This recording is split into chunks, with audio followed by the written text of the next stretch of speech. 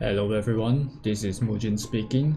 Today I'll be showing you how to customize your Photoshop interface just for left-handers.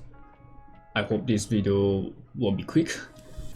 So let's get started. So under Windows, you can choose your workspace. Right now Essentials is my customized workspace.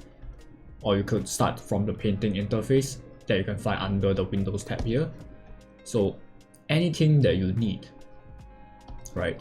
Like layers, brushes, tool presets, you can actually find under Windows and the options here. So I prefer to have my layers, paths and channels here.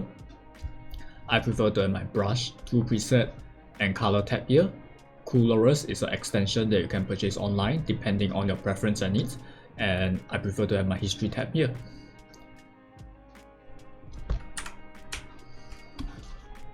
So I can navigate around different states. And if I need a checkpoint, I can click on the camera button. And now it's safe. Under snapshot, right. And I prefer my navigator tab to be floating around here. So you can compress it to tabs, and if you compress it further down, it'll be an icon. So depending on your screen size, you might prefer it to stay as icons. If your monitor is big enough, you can just drag it out for your needs or for your comfort. Right, you can adjust all these tabs accordingly. So as a left-hander, I prefer my layers to be here. And depending on where your master eye is, you will choose where your navigator will be. It's either left or right. And you can customize accordingly. But I think it's really tiring when the layers tab is on the right. So therefore I adjust it accordingly towards the left. And you can pull it out if your monitor is big enough. Right now for reference, I'm using a 25-inch monitor. And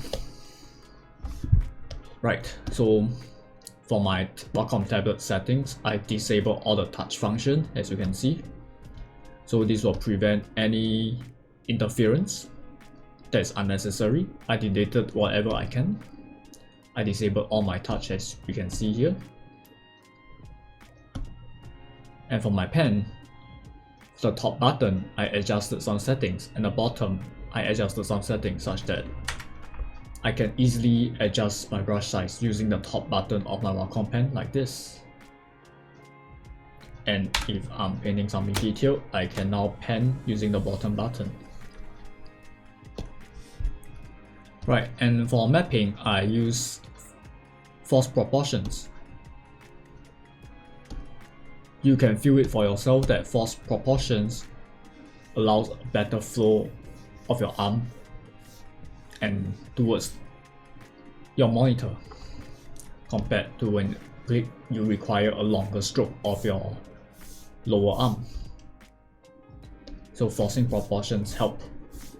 As you can see here, this is force proportions. It's easier for my lower arm, making it easier to draw, right? And I use Windows Ink. For some of you, if your computer can't manage it, you might not want to use Windows Ink. Right, and this is my interface list as of now. So how do you check in grayscale? So under Windows, sorry, it's under Views, Proof, Custom. I choose as gray. So for certain artists, they choose dot grain 10% towards 30%. According to my personal research, dot grain and S grain, they look about the same, right? But when you print it out, dot grain might play a difference, but I'm not printing it out, so therefore I use S grain. And I talk to many artists, some use dot grain 10, some use 15, some use 30, and to me they look about the same. And when things are being printed out, they look about the same. So therefore, to avoid confusion and for uniformity, I'm sticking to S gray. And what are the shortcuts? Here we Control Y. So a tip that some people do would be Arrange, New Window tab. They have two tabs. One is to check their grayscale, and one is for their painting. So now you have 3 points of checks, right? Like this is the canvas that I'm painting on, this is your canvas to check your grayscale, and this is your navigator. So if we have a heavily blue saturated image and we play with Ctrl U to tone down the saturation,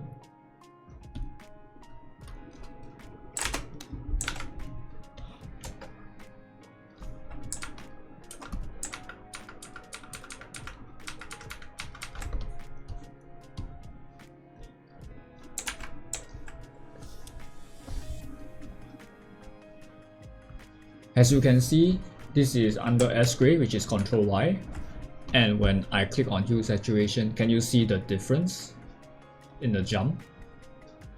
So therefore I stop using the saturation tab, I just stick to Ctrl Y instead. It is more accurate.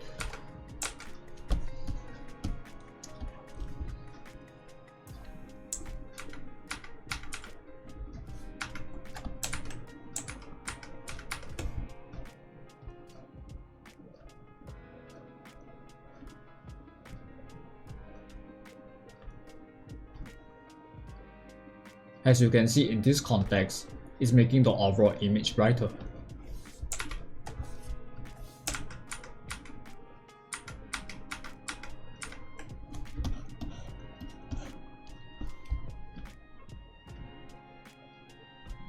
As you can see, it's making the image brighter, thus making it look unnatural. So therefore I'm sticking to S gray. And let's move on to our shortcuts. Let's do it together, right? So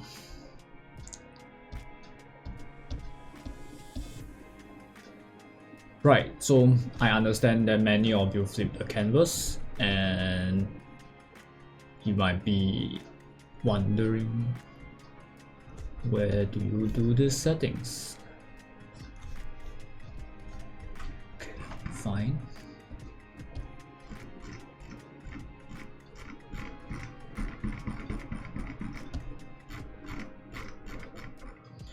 Right, so for flipping vertical, it will be under Edit and flip vertical F2. So where do you flip horizontally?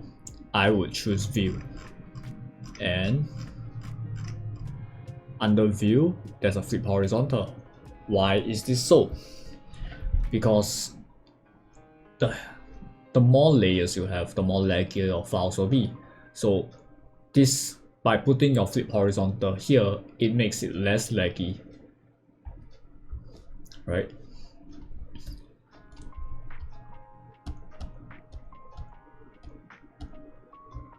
Another layer, I put my new layer here as a F3 shortcuts.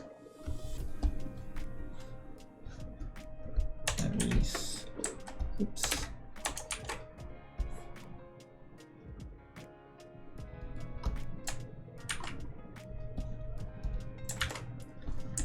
Oh geez.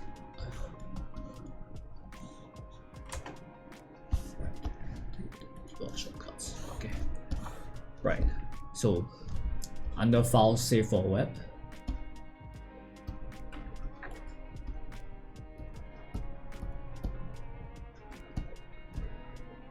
Right. Keyboard shortcuts menu, application menu, File, Save for Web Legacy. So this helps us export our image out, and it compresses the file while maintaining its quality. So therefore, when I export my images, I go for Save for Web instead.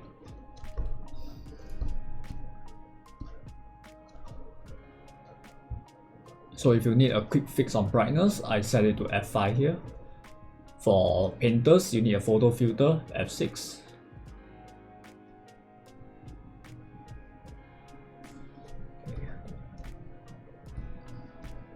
Right, for certain tools for left-handers, I place my smudge tool.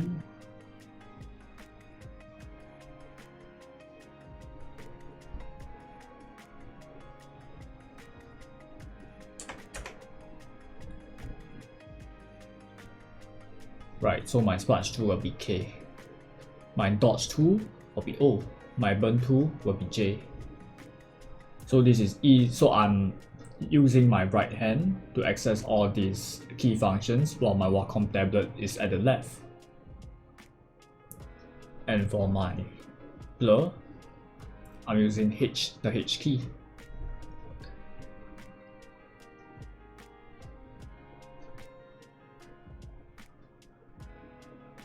Yep, under blur, that's the H key. In order to avoid confusion, I'm going to delete this and press accept. So all these keys are set such that it's close together and it's for my right hand to use. And you could just save your interface here, right?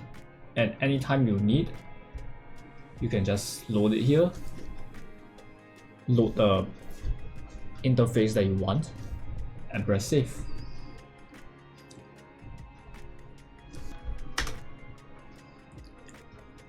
Right, so for save for web legacy, you can choose the different types of format that you want to export it out, and you can choose the different quality. Maximum is the highest, and if you want to compress it further, you can choose the different modes here. And that's about it for this video. I apologize for the mistakes that I make, but since this is a classroom format, I hope you can learn from my mistakes and be even faster at it. And I hope it helped certain left-handers make their painting journey easier. Right, thank you.